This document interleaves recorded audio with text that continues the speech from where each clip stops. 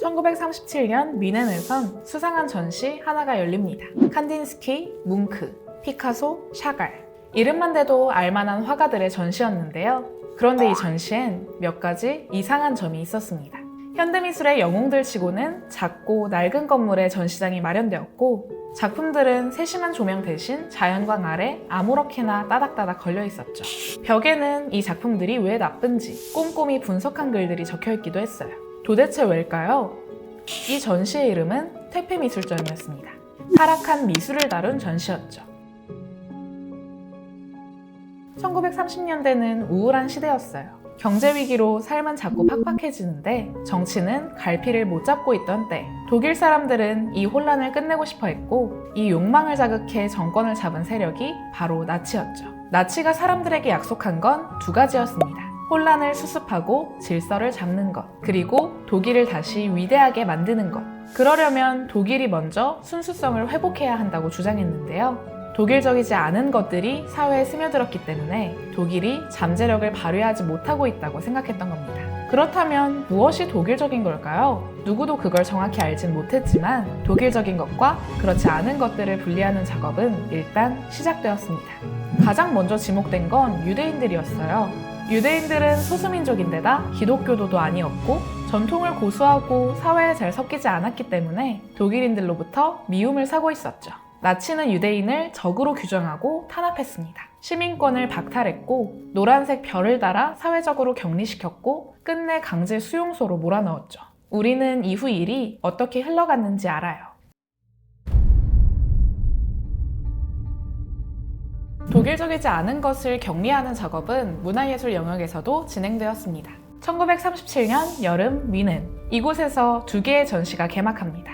하나는 위대한 독일 미술전. 진짜 독일적인 예술이라 지목된 작품을 모은 전시였어요. 그로부터 불과 수백 미터 떨어진 곳엔 퇴폐미술전이 열리고 있었는데요. 독일을 타락시켰다 지목된 작품들을 모은 전시였죠. 여러분은 이 중에서 어떤 작품이 퇴폐미술이었는지 고를 수 있나요? 골랐다면 왜 그게 퇴폐적이라 생각하셨나요? 정답은 이것들입니다. 실험적이고 작가의 개성이 많이 드러나죠. 흔히 모더니즘 계열로 분류되는 작품들인데요. 반대로 위대한 독일 미술전에 전시된 작품들은요, 한눈에 봐도 아름답게 느껴지고 전형적인 영웅들을 묘사하고 있습니다. 흔히 고전주의 계열로 분류되는 작품들이죠. 나치는 왜 모더니즘 예술을 격리 대상으로 여겼던 걸까요? 그들이 생각하기에 예술의 목적은 간단했어요. 사람들에게 애국심이나 민족적 자부심을 심어주는 예술이 좋은 예술이라 생각했죠. 예를 들어 그림의 주제가 전쟁이라면요. 그림에는 금발의 푸른 눈과 흰 피부를 가진 잘생긴 독일 군인이 들어있어야 하는 거예요. 전쟁의 참혹한 모습이나 공포에 질린 사람을 묘사하는 건 옳지 않게 여겨졌죠.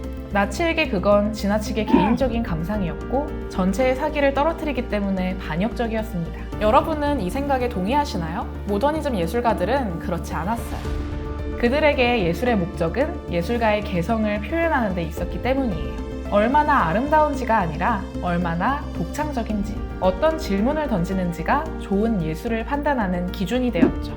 때문에 나치와 모더니즘은 서로 충돌할 수밖에 없었고, 나치는 모더니즘 예술가들을 적으로 규정합니다. 작품 활동을 못하게 했을 뿐만 아니라 기존의 작품들을 몰수하고 불태우기도 했죠. 몰수한 작품들 중 가장 충격적이고 추한 작품들을 골라 퇴폐미술전을 열었습니다. 당시 퇴폐미술전을 찾은 사람들은 작품을 손가락질하며 낄낄거렸고 경멸 어린 눈빛을 숨기지 않았습니다. 왜일까요? 그들이 나치를 열렬히 지지했기 때문일까요? 아니요. 전시장 곳곳에 모더니즘 예술을 비하하는 장치가 가득했기 때문이었어요. 전시가 열린 곳은 작고 낡은 건물, 심지어 전시장 용도로 쓰이지도 않던 건물이었고 작품들은 조명도 없이 따닥따닥 붙어 있었죠. 벽에 적힌 구호들은 하나같이 비난 일색. 이와 같은 설계는 모더니즘에 대한 사전 지식이 거의 없던 사람들에게 어떤 인상을 심어주기에 충분했습니다. 작품들이 정말 쓰레기처럼 보였던 거예요. 여러분, 아름답다는 느낌은 어디서 올까요? 아름다움의 기준은 계속 변해왔지만요. 분명히 개인적인 취향 차이를 넘어 보편적으로 존재하는 아름다움도 있어요. 고대 그리스부터 르네상스에 이르기까지 화가들은 완벽한 비율에 입각해 그림을 그렸고 시대를 불문하고 그건 아름답다고 여겨졌죠. 진화 생물학자들은 이렇게 설명해요. 세상의 동식물은 모두 대칭성을 띠고 있죠. 대칭적이라는 건 건강하다는 신호였어요. 먹어도 괜찮다는 신호이기도 했고요. 하지만 대칭성을 잃은 건 병들었다는 신호였고 먹으면 위험하다는 신호이기도 했죠. 때문에 우리는 대칭성을 볼 때 기분 좋은 감정을 느끼도록 진화해 왔는데요. 우리가 보편적으로 느끼는 아름다움도 이런 기분 좋은 감정에서 비롯되었을 가능성이 있습니다. 나치는 이걸 정치에 이용했어요. 위대한 독일 미술전과 태페 미술전을 함께 연대는 분명한 목적이 있었죠. 대부분의 사람들이 즉각 아름답다고 느끼는 작품들과 해석하는데 많은 노력이 드는 작품들, 이 둘을 비교함으로써 간단한 기준을 제시했던 거예요. 진정한 독일인은 둘의 차이를 구별할 수 있을 거라고. 뭐가 더 좋아 보이냐고. 이 작품들이 아니냐고. 사람들이 고개를 끄덕거릴 때 나치는 그걸 전체주의와 연결짓습니다. 보편적으로 아름다운 게 옳은 것처럼 개인보단 전체를 생각하는 것이 옳다고 말이죠. 오늘 우리는 전체를 맹목적으로 따른 결과가 어땠는지를 알죠. 전쟁과 대학살이었습니다. 국가, 민족, 아름다움. 거대한 것들을 그저 쫓은 결과 씻을 수 없는 집단 범죄가 일어났어요. 우리는 이 비극으로부터 하나의 중요한 진실을 알게 되었습니다. 예쁘고 아름다운 것이 반드시 좋은 예술은 아니라는 것. 많은 사람들의 환심을 사기 좋다는 건 권력자의 선전 도구로 이용될 가능성이 그만큼 높다는 뜻이기도 하니까요. 덕분에 질문을 던지는 예술의 가치도 보다 분명히 인식하게 되었죠.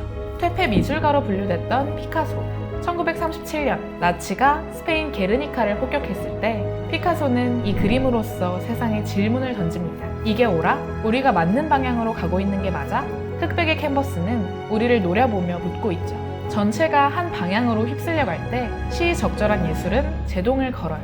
예술이 던지는 질문을 받은 우리는 걷던 걸음을 멈추고 걸어왔던 길을 돌아보게 되죠. 나치는 몰랐던, 하지만 지금 우리는 아는 예술의 가치는 바로 이런 것이 아닐까요?